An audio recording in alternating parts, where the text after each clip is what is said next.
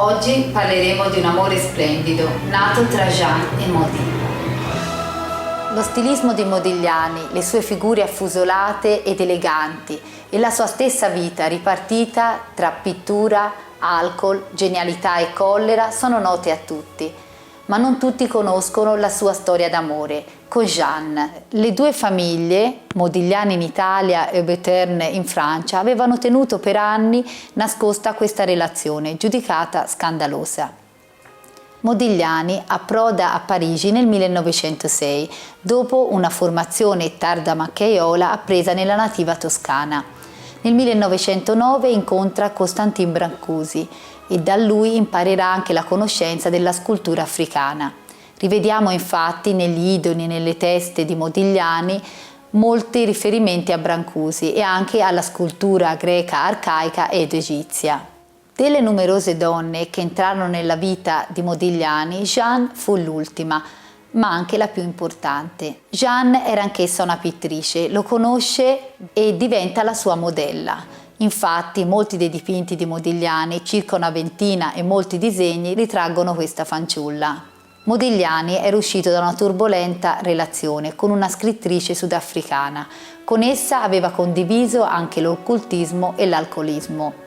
Jeanne non era apprezzata dagli amici di Modigliani, soprattutto perché la ritenevano insignificante. In realtà era una ragazza molto timida e questo è comprensibile per il fatto che una ragazza di 18 anni si accompagnava a persone e personaggi importanti che sarebbero diventati protagonisti dell'arte moderna.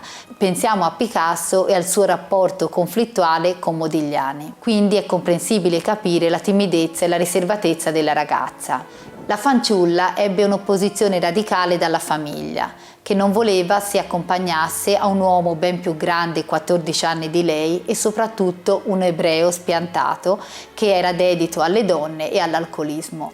Jeanne fu cacciata di casa e abbandonata al suo destino dal perbenismo ipocrita della sua famiglia, soprattutto della madre.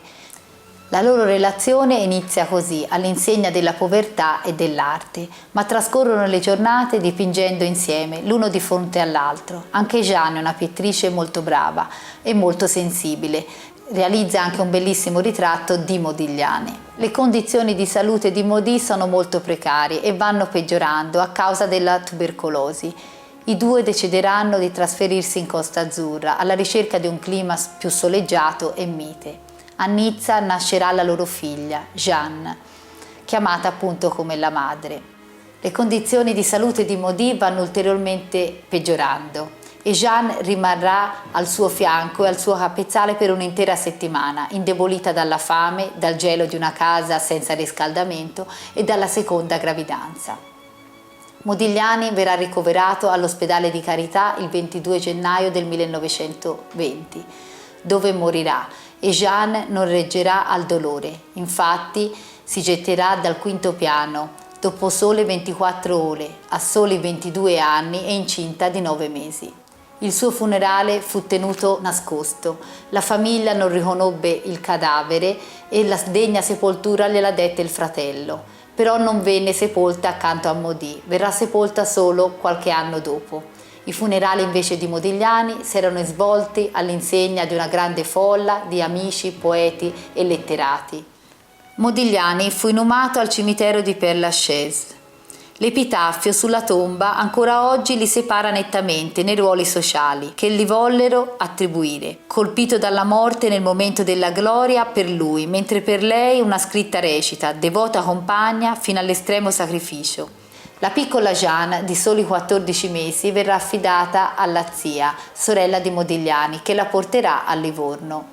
La giovane Jeanne sembrava incarnare perfettamente gli ideali di bellezza femminile che Modi rappresentava nei suoi dipinti.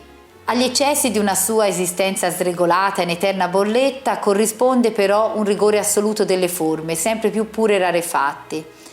Egli forza il modo tradizionale di guardare il volto umano per superare la facile e immediata iconografia ed ottiene immagini universali.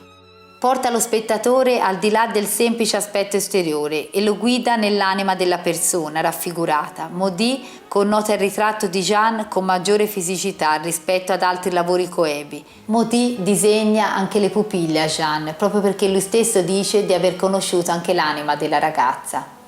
Il loro amore e la loro relazione rimarrà per sempre, nonostante i tentativi di averla oscurata per anni. Il loro amore scandaloso in realtà è un amore eterno e bello che rimarrà trasfigurato in tutti quei capolavori e nella creazione artistica di Modigliani. Vi aspetto alla prossima puntata.